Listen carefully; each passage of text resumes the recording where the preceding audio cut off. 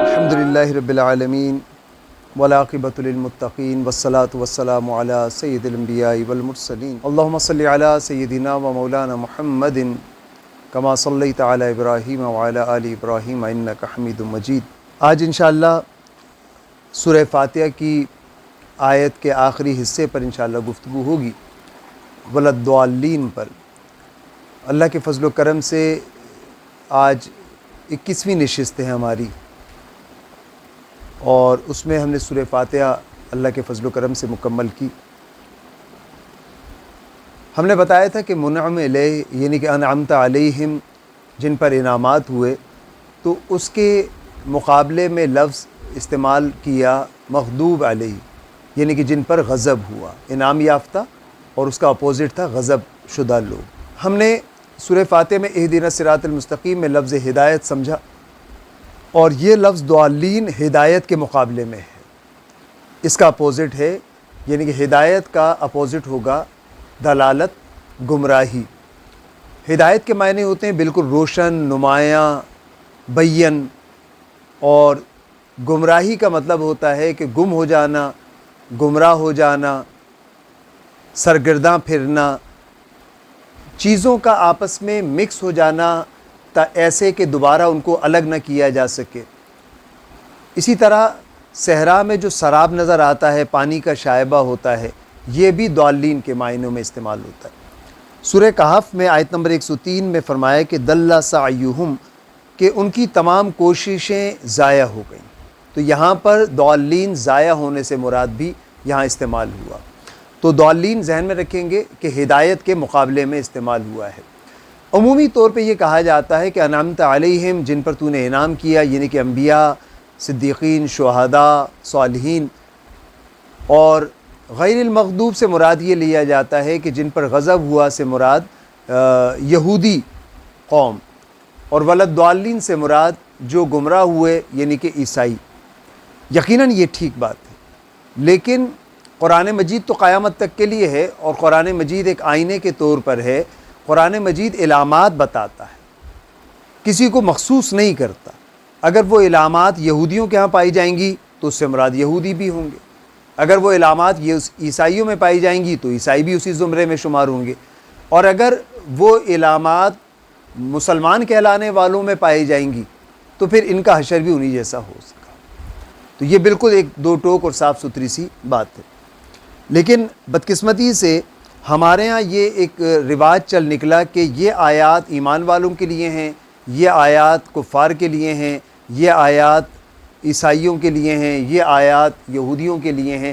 اپنے آپ کو صرف ان آیات کا مالک بنا لیا جو جنت والی ہیں، تو وہ مسلمانوں کے لیے ہیں۔ تو اس غلط فہمی سے بھی نکلنا چاہیے کہ یہ تمام چیزیں اصول اور قوانین اور حقائق پر مبنی بنیاد پر ہی طے کی جائیں گی۔ کوئی اللہ کا چہیدہ نہیں ہے، کیونکہ اگر آپ چہیتے ہیں تو اس سے زیادہ چہیتی قوم جو ہے وہ بنی اسرائیل اپنے آپ کو کہتی رہی ہے، اور قرآن مجید میں لکھا ہوا بھی ہے کہ وہ اپنے آپ کو چہیتا کہا کرتے تھے، لیکن پھر اللہ کا عذاب ان پر بھی آیا جب انہوں نے وہ راستہ چھوڑ دیا۔ تو بالکل یہاں پر قانون کی حیثیت اور بات اصل سمجھی جانی چاہیے۔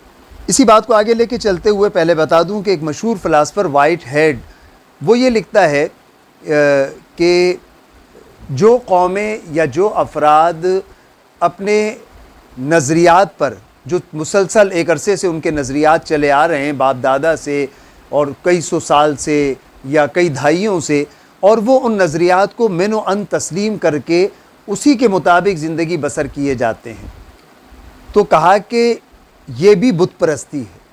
یہ وائٹ ہیڈ نے بت پرستی کی ڈیفینیشن کی، اور کمال بات یہ کہ عربوں کے ہاں بت کے لیے لفظ وثن استعمال ہوتا تھا، واو ثا نون۔ وثن کے معنی بھی غیر متحرک اور جامد چیز کو کہا جاتا ہے، کہ جو رکی ہوئی چیز ہوتی ہے اسے بت کہتے ہیں۔ تو یہاں یہ بات بھی میں کلیئر کرتا چلوں کہ بت سے مراد پتھر کی مورتی ہی نہیں ہوتی، بلکہ وہ نظریات بھی ہوتے ہیں کہ جہاں پر قومیں جس مقام پر رک جاتی ہیں، جمود کا شکار ہو جاتی ہیں۔ یہ بات ہم پچھلی نشست میں بھی کر چکے ہیں کہ ان کے اندر تحقیق اور تفکر ختم ہو جاتا ہے، اور وہ بالکل سٹاپ ہو جاتی ہیں کسی مقام پر، تو یہ بھی بت پرستی کہلائے گی. حالانکہ بت نظر نہیں آ رہا لیکن اس نظریے کی پرستی شروع کر دی جو کہ جامد ہے. تو یہاں پر بہت ہی اچھے انداز میں اس کو بھی استعمال کیا. اب قرآن مجید کے مطابق میں چند علامات آپ کے سامنے انشاءاللہ رکھوں گا کہ جو ضالین کے زمرے میں جو لوگ آتے ہیں کہ دیکھا جائے گا کہ کون سے لوگ ہیں جو گمراہ ہوتے ہیں یا کن لوگوں کو قرآن مجید نے گمراہ اور ضالین کا لفظ استعمال کیا قرآن میں جا بجا. سورہ اعراف میں آیت نمبر 179 میں فرمایا وَلَقَدْ ذَرَأْنَا لِجَهَنَّمَ كَثِيرًا مِنَ الْجِنِّ وَالْإِنسِ. تم غور کرو گے کہ تمہارے ارد گرد معاشرے میں بے شمار لوگ اپنے کردار سے تمہیں ایسے نظر آئیں گے کہ تم سمجھو گے کہ یہ جہنمی ہیں. اپنے کردار سے اعمال سے نظر آ رہے ہوں گے. والدین کے نافرمان ہیں, اعمال صالح نہیں کرتے, ایمان کے تقاضے پورے نہیں کرتے, جھوٹ بولتے ہیں, بددیانت ہیں, خیانت کرتے ہیں, دھوکہ دیتے ہیں. یہ عام چیزیں. تو یہ ساری چیزیں مسلمان کا کام تو نہیں ہو سکتا. اللہ کے رسول کی احادیث تو اتنی کثرت سے ہیں کہ جس نے ملاوٹ کی وہ ہم میں سے نہیں, جس نے رشوت لی وہ ہم میں سے نہیں, جس نے تعصب کی طرف دعوت دی وہ ہم میں سے نہیں. تو ہم میں سے نہیں کا مطلب کیا ہوا کہ چاہے وہ جو بھی دعویٰ کرتا رہے وہ ہم میں سے نہیں ہے. اگر یہ بات بھی اس کے اندر پائی جاتی ہے تو یہ تو بہت ساری چیزیں اور باتیں. تو سورہ اعراف کی آیت نمبر 179 میں فرمایا کہ تم جب غور کرو گے وَلَقَدْ ذَرَأْنَا لِجَهَنَّمَ كَثِيرًا مِنَ الْجِنِّ وَالْإِنسِ کہ جنوں اور انسانوں میں بے شمار تمہیں کثرت سے لوگ ایسے نظر آئیں گے کہ بڑی کثیر تعداد جہنم میں جانے والی. تم سوچو گے کہ یہ کون لوگ. تو قرآن مجید میں نے جیسے کہا ہے ہمیشہ کہ قرآن اپنی آیت کو اگلے حصے میں سمجھاتا چلا جاتا. فرمایا لہم قلوب لا یفقہون بہا. 3 علامات بتائیں یہاں پر. پہلی علامت بتائی کہ ان کے پاس غور و فکر کرنے کی صلاحیت ہوگی, قلوب ہوں گے, عقل ہوگی. یہ قلب کو غور و فکر کا مقام کہا جاتا ہے. یہ بھی میں ضمناً بات کرتا چلوں کہ دنیا یہ سمجھتی رہی, آج تک سائنس یہ کہتی رہی کہ عقل ہی سب کچھ ہے اور عقل کو ہی سب سے بڑا مانا جاتا ہے. لیکن قرآن نے یہ بات 1400 سال پہلے بتائی اور آج یہ سائنسز بھی اس مقام پہ پہنچ گئی ہیں کہ واقعی عقل کچھ نہیں ہوتی بلکہ فیصلہ دل کرتا ہے. عقل صرف انویسٹیگیشن کرتی ہے, عقل صرف چیزوں کو جمع کرتی ہے, انالائز کرتی ہے, سامنے لاتی ہے اور اس پہ فیصلہ قلب کرتا ہے. اسی لیے کہا کہ منافقین کے بارے میں فی قلوبہم مرض فزادہم اللہ مرضا کہ ان کے دلوں میں مرض ہے. تو قلوب دلوں میں, اب دل سوچنے سمجھنے کی جگہ ہے دراصل, فیصلہ کرنے والی. تو یہاں فرمایا کہ لہم قلوب لا یفقہون بہا, ان کے پاس عقل ہے لیکن اسے استعمال نہیں کرتے. وَلَهُمْ أَعْيُنٌ لَا يُبْصِرُونَ بِهَا, ان کے پاس آنکھیں ہیں لیکن وہ اسے استعمال نہیں کرتے. وَلَهُمْ آذَانٌ لَا يَسْمَعُونَ بِهَا, ان کے پاس کان ہیں مگر وہ استعمال نہیں کرتے. اب یہ باتیں ہم نے اور آپ نے سن لی. میں آپ سے پوچھوں کہ آپ کے ذہن میں کوئی سوال پیدا ہوا تو ہم چونکہ بدقسمتی سے دماغ کا استعمال بہت کم کرتے ہیں. ہم چیزیں صرف سنتے چلے آئے ہیں اور مانتے چلے آئے ہیں. ہم استعمال نہیں کرتے اپنے دماغ کو. اس مقام پر سوچنے کی بات یہ رہی ہے کہ آخر دنیا میں ایسا کون سا انسان ہے جس کے پاس عقل ہو اور وہ اسے استعمال نہ کرے. قرآن کہہ رہا ہے کہ وہ لوگ ہوں گے جہنم میں جائیں گے جو عقل رکھنے کے باوجود استعمال نہیں کریں گے.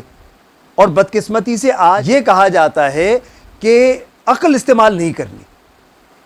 قرآن کے معاملے میں, رسول کی بارگاہ میں عقل کا استعمال نہیں ہوگا. یہ کیا بالکل قرآن کے برخلاف تعلیمات چلتی چلی جا رہی ہیں اور ہم بھی بچپن سے یہ باتیں سنتے چلے آ رہے ہیں کہ عقل کا کوئی کام نہیں. میں آپ کو قرآن سے ثابت کروں, قرآن کی ہر آیت یہ کہتی ہے کہ ہم خطاب کر رہے ہیں عقل والوں سے, ہم غور و فکر کرنے والوں کو دعوت دیتے ہیں. تو بھائی غور و فکر تو وہی کرے گا جس کے پاس عقل ہوگی. جس کے پاس عقل نہیں ہوگی اس سے تھوڑی خطاب کیا جائے گا, اس کو تھوڑی قرآن اس سے مخاطب. تو یہاں پر یہ 3 باتیں کہیں, دنیا میں کوئی انسان ایسا نہیں ہے جس کے پاس عقل ہو استعمال نہ کرے, جس کے پاس آنکھیں ہو استعمال نہ کرتا ہو, اور کان ہو اور وہ سنتا نہ ہو. اب اس سے مراد کیا ہے, بس ذرا سا اس پہ میں مزید جو ہے وہ ایکسپلین کر کے اگلی آیت کی طرف انشاءاللہ ہم جاتے ہیں. عقل سے پہلے میں آپ کو کان کے حوالے سے بتا دوں کہ آپ ایک بچے کو کہتے ہیں کہ بیٹا ایک گلاس پانی لے کر آؤ. آواز گئی اس کو لیکن وہ کھیل میں لگا رہا. آپ نے پھر کہا کہ علی پانی لے کر آؤ, علی نے پھر نہیں سنا. پھر آپ اٹھ کے جاتے ہیں اور علی کا کان پکڑ کے ایسے دباتے ہیں اور کہتے ہیں کہ تمہیں آواز نہیں آ رہی, تم سنتے نہیں ہو. آپ کیوں کہہ رہے ہیں کہ سنتے نہیں ہو, حالانکہ وہ تو سنتا ہے. تو آپ کیا کہنا چاہ رہے ہیں؟ دراصل آپ یہ کہنا چاہ رہے ہیں کہ تم عمل نہیں کرتے ہو. تو یہاں کان رکھتے ہیں لیکن سنتے نہیں ہیں سے مراد کہ اذان کی آواز سنتے ہیں لیکن مسجد میں نہیں جاتے، اس کا مطلب ہے کہ انہوں نے اذان کی آواز نہیں سنی چونکہ عمل نہیں کیا۔ میں ایک مثال شیئر کر دوں، ایک جمعے کے خطاب میں نے لوگوں سے کہا کہ بھئی اگر اذان ہو رہی ہو اور مسجد کے باہر سے جانور گزر رہے ہوں تو کیا یہ جانور مسجد میں داخل ہوں گے نماز کے لیے؟ تو لوگوں نے جمعے کے مجمع میں ہنس مسکرائے اور کہنے لگے مولانا صاحب یہ کیسے ممکن ہے، جانور کیسے مسجد میں آ سکتے ہیں؟ تو میں نے کہا آواز تو ان کے کان میں گئی ہوگی، کہ نہیں آواز تو گئی ہوگی لیکن وہ سمجھتے نہیں ہیں۔ تو میں نے کہا جو مسلمان مسجد کے پاس سے گزرے تھے اذان کی آواز سن کے، ان کے بارے میں کیا خیال ہے؟ وہ مسجد میں کیوں نہیں آئے؟ تو اب آپ کو انشاءاللہ کلیئر ہو گیا ہوگا کہ سننا اور عمل کرنے سے مراد کیا ہے۔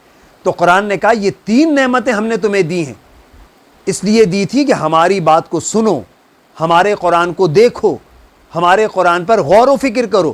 اگر تم یہ 3 کام نہیں کر رہے تو جہنم میں جاؤ گے، کیونکہ یہ 3 چیزیں ہم نے تمہیں دی تھی۔ تم عقل استعمال کرتے ہو اپنے بزنس کے لیے، اپنے مکان بنانے کے لیے، اپنے مختلف پلاننگ کرنے کے لیے، تم اپنی آنکھیں سارا دن استعمال کرتے ہو، تم اپنے کان سارا دن استعمال کرتے ہو، کان لگا کے باتیں سنتے ہو، ساری باتیں تمہارے کان میں جاتی، لیکن قرآن کی آواز نہیں جاتی، اذان کی آواز نہیں جاتی۔ تو یہ علامت بتائی جہنمیوں کی۔ اس کے بارے میں قرآن مجید نے فرمایا، جن کے اندر یہ 3 باتیں میں نے بتائیں، جو جانور کا ذکر میں نے کیا یہ میں نے نہیں کیا، قرآن کہتا ہے اولئک کالانعام، کہا یہ لوگ جانور ہیں۔ اللہ اکبر، کہا یہ لوگ جانور ہیں، یہ قرآن کہہ رہا ہے ان لوگوں کو۔ اب آپ سوچئے پورے معاشرے میں آپ کو انسان نظر آئیں گے یا جانور نظر آئیں گے قرآن کی روح سے؟ اولئک کالانعام، فرمایا بل ہم اضل، یہ اضل کا لفظ استعمال ہوا ضالین کا، جس کے لیے میں نے یہ آیت آپ کے سامنے پڑھی ہے۔ بل ہم اضل، کہا کہ یہ جانور نہیں ہیں، یہ جانور سے بھی زیادہ بدتر ہیں، یہ جانور سے بھی زیادہ گمراہ کن ہیں۔ تو میں آگے چلتا ہوں، اس پہ تو مزید گفتگو بھی یقیناً کی جا سکتی ہے۔ یقیناً اللہ کے فضل و کرم سے آپ یقیناً اس آیت کا فہم حاصل کر چکے ہوں گے کہ آئندہ سے یہ 3 علامات، 3 نعمتیں جو ہمارے پاس ہیں، ہم اسے اگر دین کے لیے استعمال کریں گے تو اس کا مطلب ہے کہ ہم اس میں شامل ہوں گے اللہ تعالیٰ کے انعام یافتہ لوگوں میں، ورنہ یہ بھی گمراہ لوگوں میں شمار اس طریقے سے ہوگا۔ دوسری علامت دیکھیے، فرمایا کہ جذبات جن کے غالب آ جاتے ہیں، جو جذبات کے تحت فیصلے کرتے ہیں۔ یہ آیت ہم الہ کے موضوع میں گفتگو کرتے ہوئے آپ کے سامنے رکھ چکے ہیں کہ افرأیت من اتخذ الہہ ہواہ، کیا آپ نے ان لوگوں کو نہیں دیکھا جو اپنے جذبات کو خدا بنا لیتے ہیں؟ جذبات بہت ہی باریک سی بات ہے کہ ہر انسان کے اندر جذبات ہوتے ہیں اور جذبات ہونے چاہیے۔ محبت کے جذبات ہیں، نفرت کے جذبات ہیں، غصے کے جذبات ہیں، نرمی کے جذبات ہیں، ناراضگی کے جذبات ہیں، یہ سارے جذبات ہیں اور ہونے چاہیے۔ پسندیدگی کے جذبات ہیں، ناپسندیدگی کے جذبات ہیں، لیکن اگر یہ جذبات غالب آ جائیں آپ کے اوپر اور آپ ان کے تحت فیصلہ کر لیتے ہیں اپنی زندگی میں، کوئی بھی اپنی پسند کے مطابق، اپنی خواہش کے مطابق، مثال کے طور پہ شادی میں مہندی کی رسم ہوگی، یہ ہمارے جذبات ہیں، خواہش ہے، اور ہم نے اس کو جو ہے وہ نافذ کر دیا، جبکہ اسلام کے مطابق ایسی کوئی بھی رسم موجود نہیں۔ قرآن فضول خرچی کی اگر زمرے میں ڈال دیں تو یہ ممنوع ہو جاتی۔ پھر مخلوط وہاں پر گیدرنگ ہے مرد اور عورت کی، یہ بے حیائی کا سبب بن گئی۔ تو ساری چیزیں غلط اس میں شامل ہو گئیں، لیکن ہم نے اس کو کیا، اس کا مطلب ہے ہم نے اپنی خواہش کے تابع یہ کام کیا، تو ہم نے اپنی خواہش کو خدا بنا لیا، کیونکہ خدا کے حکم کو پیچھے چھوڑ دیا۔ تو کہا کہ افرأیت من اتخذ الہہ ہواہ، کیا آپ نے ان لوگوں کو نہیں دیکھا جو اپنے جذبات کو الہ بنا لیتے ہیں؟ اب آپ غور کیجیے پورے معاشرے پر، پورا معاشرہ اپنے جذبات کے تحت زندگی بسر کر رہا ہے یا نہیں کر رہا؟ قدم قدم پر۔ تو الہ کہاں ہے پھر؟ انہوں نے تو اپنے جذبات کو خدا بنا لیا۔ تو ان کے بارے میں فرمایا وَأَضَلَّهُ اللَّهُ، یہ گمراہی ہے۔ وَأَضَلَّهُ، یہاں بھی ضالین کا لفظ استعمال ہوا، وہی مادہ استعمال ہوا۔ عَلَىٰ عِلْمٍ وَخَتَمَ عَلَىٰ سَمْعِهِ وَقَلْبِهِ وَجَعَلَ عَلَىٰ بَصَرِهِ، ان کے کانوں پر، آنکھوں پر، عقل پر مہریں لگا دی جاتی ہیں، اندھے بن جاتے ہیں، پھر وہ اپنے کام میں مست ہوئے چلے جاتے ہیں۔ وہ رمضان کے روزے رکھ رہے ہوتے ہیں، جمعے کی نماز پڑھتے ہیں، شب قدر میں صلاۃ و تسبیح پڑھ رہے ہوتے ہیں، لیکن وہ سب بیکار ہو چکا ہوتا ہے، کیونکہ بنیاد ختم ہو چکی ہوتی ہے۔ اور اگر ایمان یا بنیاد ختم ہو جائے تو جتنا مرضی عمل صالح کرتے رہیں، حاصل اصول کچھ نہیں ہے جب تک عقیدے کی درستگی نہ ہو جائے گی۔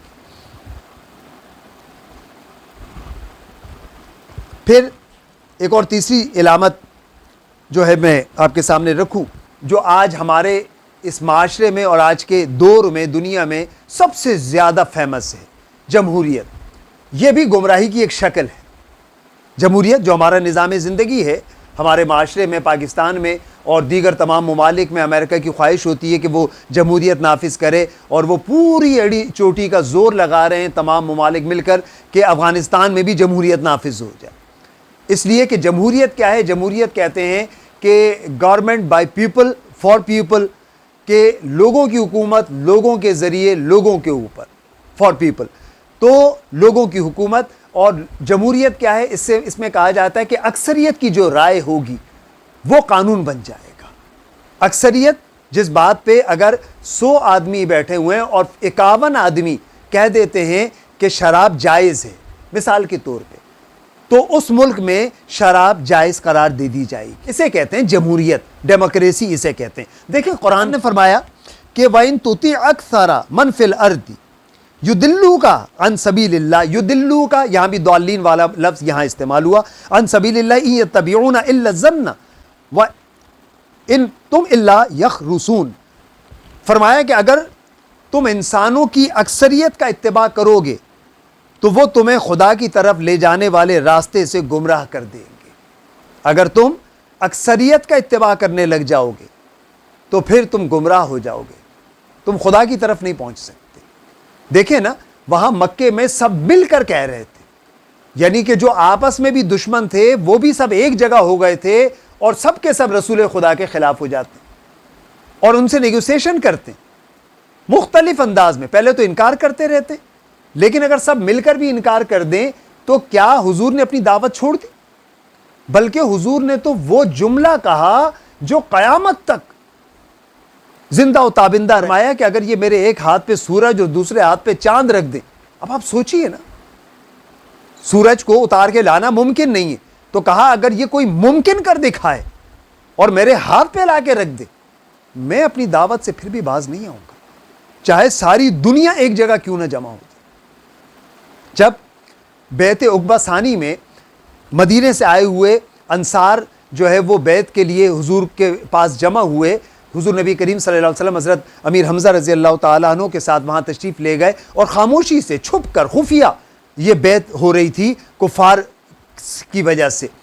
تو وہاں پر پوچھا حضرت امیر حمزہ نے کہ تم جانتے ہو یہ بیعت کا مقصد کیا ہے؟ یہ کلمہ پڑھنے کا مقصد کیا ہے؟ حضور کے ہاتھ میں ہاتھ دینے کا مقصد تم جانتے ہو کیا ہے؟ آفرین جائیے کہ وہ انصار واقف تھے، جانتے تھے، وہ کلمے کا مطلب جانتے تھے، ہم نہیں جانتے۔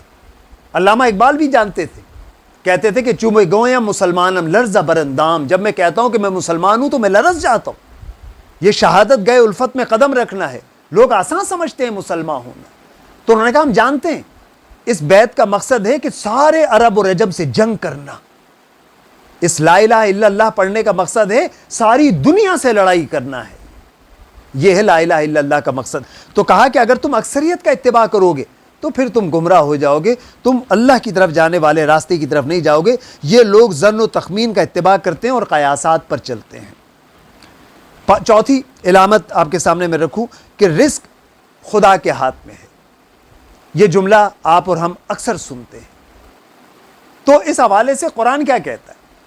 قرآن مجید میں جب یہ کہا کہ کافروں کو یہ کہا گیا کہ تم اپنا مال جو اتنا سرمایہ ہے یہ تقسیم کرو، لوگوں میں غریبوں کو بھی دو، ان کو بھی حصہ دو اس میں سے، تو انہوں نے کیا کہا؟ قال الذین کفروا، ان کافر کفر کرنے والوں نے کہا، للذین آمنوا، ایمان والوں سے، انطعم من لو یشاء، کیا ہم انہیں کھانا کھلائیں؟ من لو یشاء اللہ اطعمہ، کیا جن کو اللہ نے نہیں کھلایا ان کو ہم کھلائیں؟ اگر اللہ انہیں دینا چاہتا تو خود دے دیتا نا۔